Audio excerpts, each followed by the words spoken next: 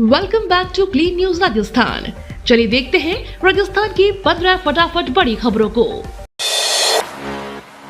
भजनलाल सरकार का युवा डॉक्टरों को तोहफा, 600 चिकित्सा अधिकारियों की होगी सीधी भर्ती। राजस्थान में युवा डॉक्टरों के लिए बड़ी खबर सामने आई है। भजनलाल सरकार ने 600 चिकित्सा अधिकारियों की सीधी भर्ती करने का फैसला किया है। इस भर्ती से चिकित्सा क्षेत्र में रोजगार के अवसर बढ़ेंगे और सरकारी स्वास्थ्य सेवाओं को भी मजबूती मिलने की उम्मीद है। सरकार का फोकस अस्पतालों में डॉक्टरों की कमी दूर करने और मरीजों को बेहतर स्वास्थ्य सुविधाएं उपलब्ध कराने पर है। सीधी भर्ती के जरिए योग्य युवा डॉक्टरों को सरकारी सेवा में आने का मौका मिलेगा। भर्ती प्रक्रिया से जुड़ी विस्तृत जानकारी और आवेदन की तारीखों का इंतजार है।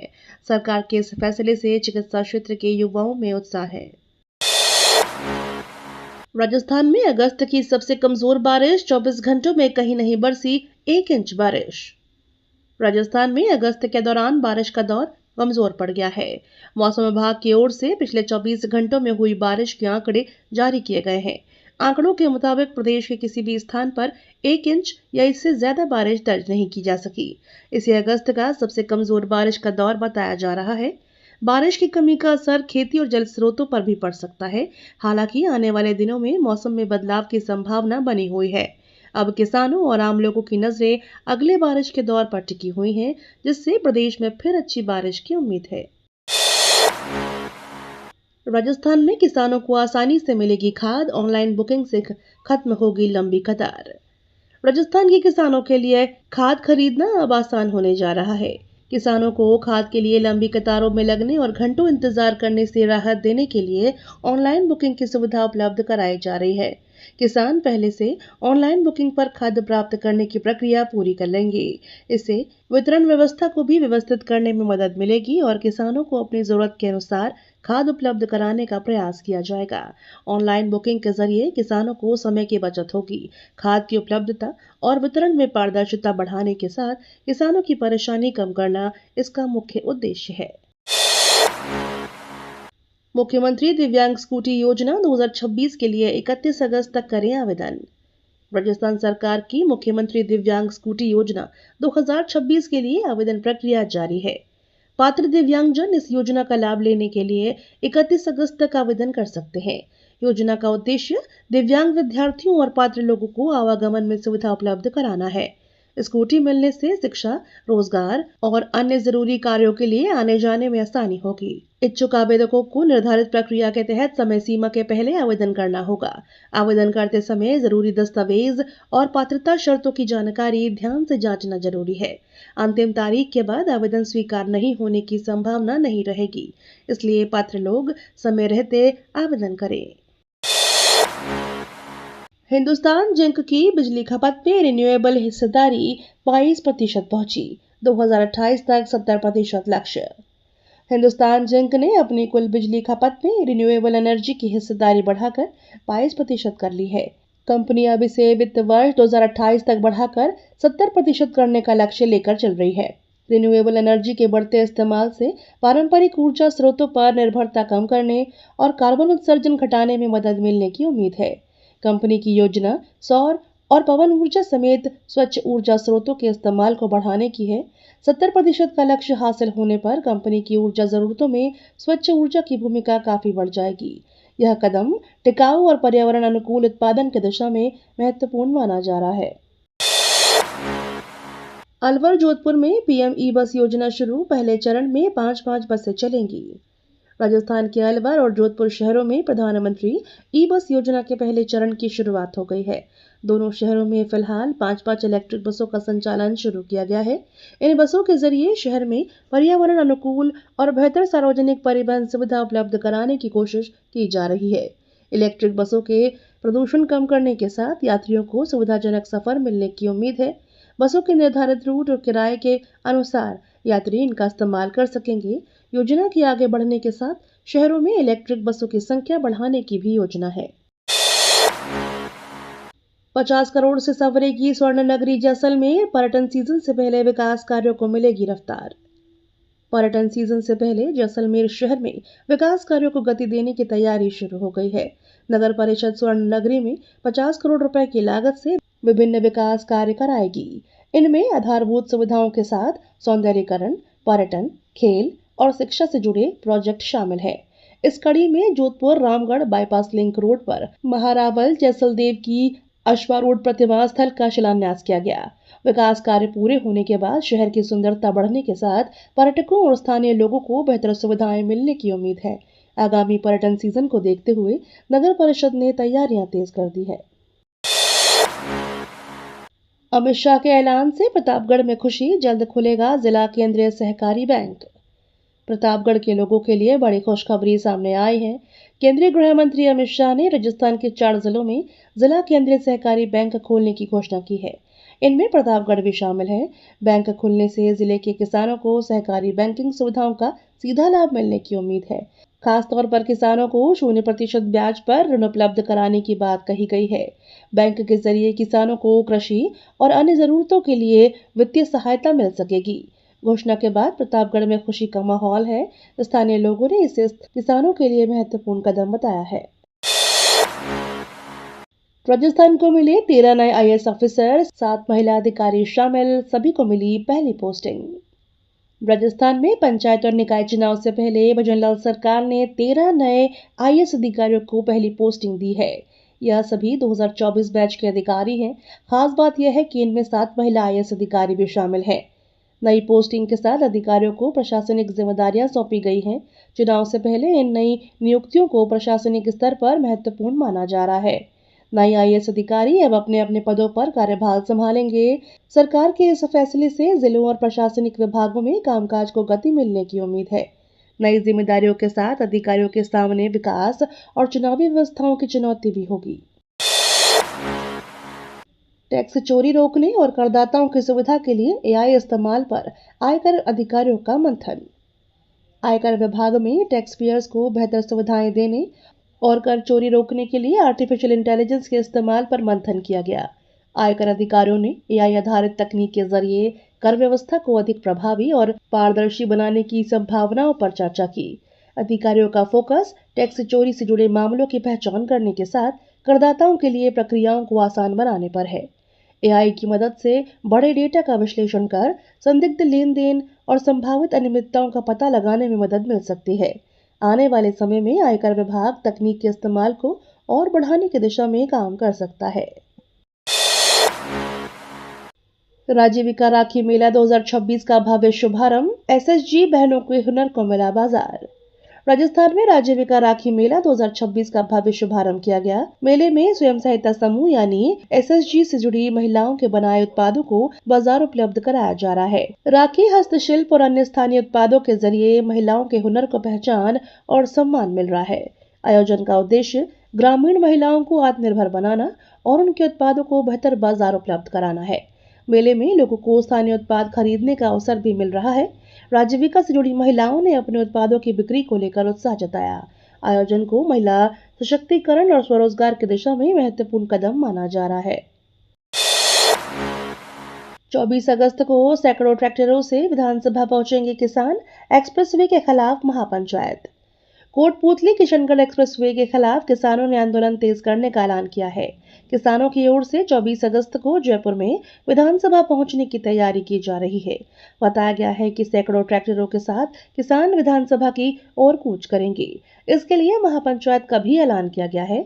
किसान एक्सप्रेसवे से जुड़े मुद्दों और अपनी मांगों को लेकर सरकार के सामने विरोध दर्ज कराएंगे। बड़ी संख्या में किसानों से जुटने की संभावना को देखते हुए प्रशासन और पुलिस के सामने भी व्यवस्था बनाए रखने की चुनौती होगी। आंदोलन को लेकर राजनीतिक और प्रशासनिक हलकों में हलचल बढ़ गई है। अलवर में पानी की किल्लत पर महिलाओं का गुस्सा फूटा, बस स्टैंड रोड पर लगाया जाम। अलवर शहर में पानी की किल्लत से परेशान महिलाओं का गुस्सा सड़क पर उतर आया। बहरू का चबूतरा, धाबाई जी का मोहल्ला और हथखाना मोहल्ले की महिलाएं बस स्टैंड पहुंची और सड़क पर बैठकर जाम लगा दिया। महिलाओं ने जलदाय विभाग के खिलाफ नारेबाजी की और जल्द पानी की सप्लाई बहाल करने की मांग की। प्रदर्शन के चलते सड़क पर यातायात प्रभावित हुआ। महिलाओं का कहना है कि लंबे समय से पानी की समस्या बनी हुई है, जिससे रोजमर्रा के काम प्रभावित हो रहे हैं। मौके पर प्रशासन और पुलिस ने पहुंचकर महिलाओं से बातचीत की और समस्या के समाधान का भरोसा दिलाया। टिकट जांच में रेलवे की बड़ी कार्यवाही, 16,000 मामले पकड़े और लक्ष्य से 26% अधिक वसूली। जोधपुर मंडल में जुलाई महीने के दौरान सघन टिकट जांच अभियान चलाया गया। अभियान के तहत बिना टिकट यात्रा, अनियमित यात्रा और बिना बुक सामान ले जाने के करीब 16,000 मामले पकड़े गए। इन मामलों से रेलवे ने 1,20,00,000 रुपए से अधिक की वसूली की। मंडल ने निर्धारित लक्ष्य से 25 लाख रुपए ज्यादा राजस्व जुटाया, जो लक्ष्य से 26% अधिक रहा। रेलवे अधिकारियों के मुताबिक टिकट जांच अभियान का उद्देश्य बिना टिकट और अनियमित यात्रा पर रोक लगाना है। अभियान के दौरान यात्रियों से नियमों का पालन करने और उचित टिकट को लेकर यात्रा करने की अपील की गई है। राजस्थान के स्कूलों में बाहरी लोगों की एंट्री पर घमासान, मंत्री दिलावर के बयान से विवाद बढ़ा। राजस्थान के सरकारी स्कूलों में बाहरी लोगों की एंट्री को लेकर विवाद बढ़ गया है। शिक्षा विभाग के निर्देशों के बाद बिना अनुमति स्कूल परिसर में प्रवेश, फोटोग्राफी और वीडियोग्राफी को लेकर सवाल उठे। मामले में शिक्षा मंत्री मदन दिलावर के बयान के बाद राजनीतिक घमासान और तेज हो गया है। विपक्ष और अन्य संगठनों ने सरकार के आदेश पर सवाल उठाए हैं। वहीं मंत्री का कहना है कि आदेश का उद्देश्य स्कूलों की व्यवस्था और सुरक्षा को बेहतर बनाना है। बाहरी लोगों के प्रवेश को लेकर जारी निर्देशों की व्याख्या पर अलग अलग प्रतिक्रियाएं सामने आ रही हैं। मामला अब राजनीतिक बहस का मुद्दा बन गया है। निकाय पंचायत चुनाव में टिकट पर गहलोत बोले, सिफारिश नहीं, जमीनी हकीकत पर तय हो उम्मीदवार। निकाय और पंचायत चुनाव को लेकर पूर्व मुख्यमंत्री अशोक गहलोत ने कांग्रेस को टिकट वितरण पर सलाह दी है। गहलोत ने कहा कि उम्मीदवारों का चयन किसी भी सिफारिश के आधार पर नहीं, बल्कि जमीनी हकीकत को देखकर होना चाहिए। उन्होंने कहा कि पार्टी को ऐसे उम्मीदवारों को प्राथमिकता देनी चाहिए जिनकी क्षेत्र में मजबूत पकड़ और जनता के बीच स्वीकार्यता हो। स्थानीय चुनावों में संगठन की मजबूती और सही उम्मीदवारों का चयन बेहद अहम माना जाता है। गहलोत के इस बयान के बाद कांग्रेस में टिकट वितरण को लेकर चर्चा तेज हो सकती है। अब पार्टी किस आधार पर उम्मीदवार तय करती है, इस पर नजर रहेगी। फसल बीमा में फर्जीवाड़े की शिकायत, टोंक शाहपुरा में फर्जी पॉलिसी मामले में एफआईआर के आदेश। फसल बीमा योजना में कथित फर्जीवाड़े का मामला सामने आया है। टोंक और शाहपुरा के फर्जी पॉलिसी बनाए जाने की शिकायत के बाद मामले ने तूट पकड़ लिया है। शिकायतों में ई मित्र संचालकों और किसानों की भूमिका का भी जिक्र किया गया है। मामले में संबंधित लोगों के खिलाफ एफआईआर दर्ज कराने के आदेश दिए गए हैं। प्रशासन और संबंधित विभाग अब पूरे मामले की जांच करेंगे। फर्जी पॉलिसियों के जरिए किस तरह लाभ लेने की कोशिश की गई, उसकी जानकारी जुटाई जा रही है। जांच के बाद जिम्मेदार लोगों के खिलाफ नियमानुसार कार्रवाई की जाएगी और फसल बीमा प्रक्रिया में अनियमितताओं की भी पड़ताल होगी। डोटासरा का बीजेपी सरकार पर हमला, बोले 2.5 साल में कांग्रेस के 5% काम नहीं हुए। राजस्थान कांग्रेस प्रदेश अध्यक्ष गोविंद सिंह डोटासरा ने बीजेपी सरकार पर बड़ा हमला बोला है।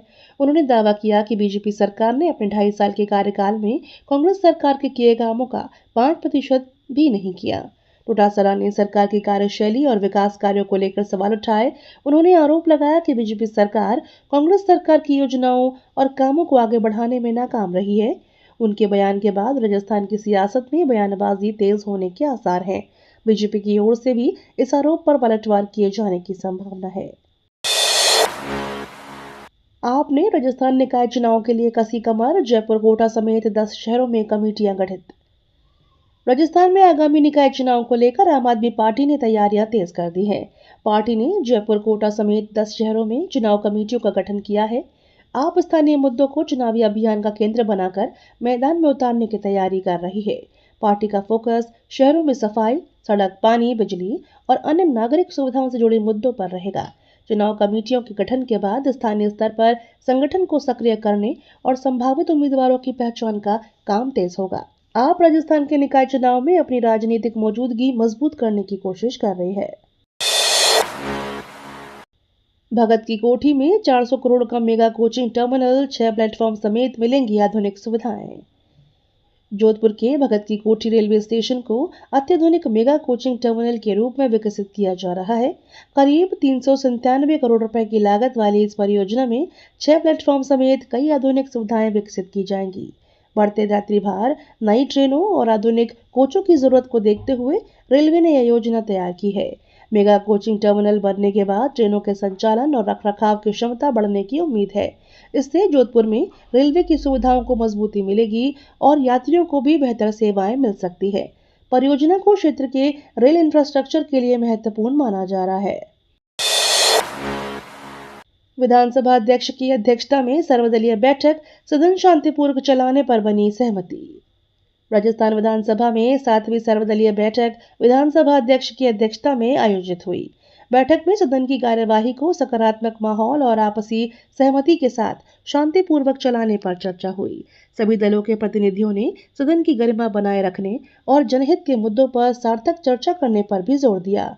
बैठक में विपक्ष और सत्ता पक्ष के बीच बेहतर समन्वय के साथ विधानसभा की कार्यवाही संचालित करने पर सहमति बनी। विधानसभा अध्यक्ष ने सभी सदस्यों से सदन की मर्यादा बनाए रखने की अपील की। अब आगामी कार्यवाही में विभिन्न महत्वपूर्ण मुद्दों पर चर्चा होने की उम्मीद है।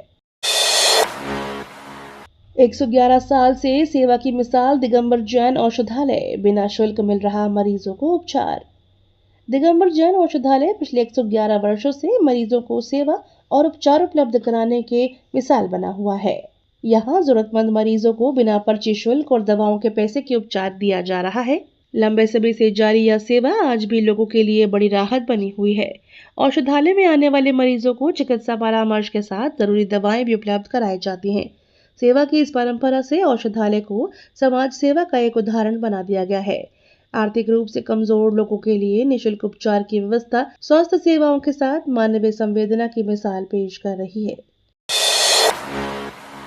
बास्केटबॉल खिलाड़ी एमबीबीएस छात्र की धमनियों में 100% ब्लॉकेज, एंजियोप्लास्टी से बची जान। राजस्थान में एक एमबीबीएस छात्र और बास्केटबॉल खिलाड़ी की तबीयत बिगड़ने पर जांच में चौंकाने वाला मामला सामने आया। छात्र की धमनियों में 100% ब्लॉकेज पाया गया। इसके बाद डॉक्टरों ने तत्काल एंजियोप्लास्टी कर उसकी जान बचाई। खास बात यह है कि छात्र नियमित रूप से खेल गतिविधियों में शामिल रहता था। इस मामले में कम उम्र में भी हृदय गंभीर समस्याओं को लेकर चिंता बढ़ा दी है। डॉक्टरों के मुताबिक शरीर में दिखने वाले संकेतों को नजरअंदाज नहीं करना चाहिए। समय पर जांच और उपचार मिलने से छात्र की हालत संभल गई और उसकी जान बच गई। जोधपुर से सीधे कटरा जाएगी ट्रेन, वैष्णो देवी यात्रियों को जम्मू तवी उतरने का झंझट खत्म। जोधपुर से वैष्णो देवी जाने वाले यात्रियों के लिए रेलवे ने बड़ी सुविधा दी है। अब ट्रेन जम्मू तवी के बजाय सीधे श्री माता वैष्णो देवी कटरा तक जाएगी। इससे यात्रियों को जम्मू तवी स्टेशन पर उतरकर आगे कटरा जाने की जरूरत नहीं होगी।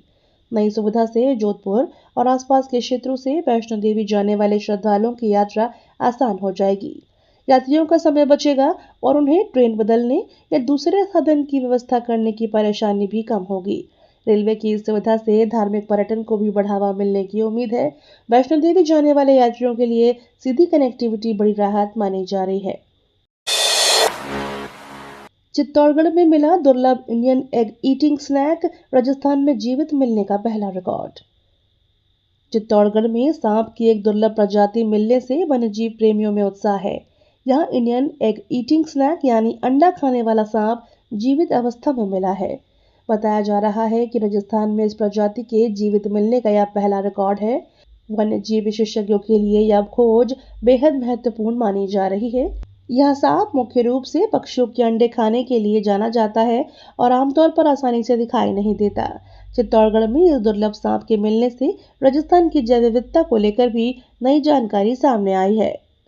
ये तो थी राजस्थान की बड़ी खबरें। रोजाना सबसे पहले अपडेट पाने के लिए क्लीन न्यूज राजस्थान को अभी सब्सक्राइब करें।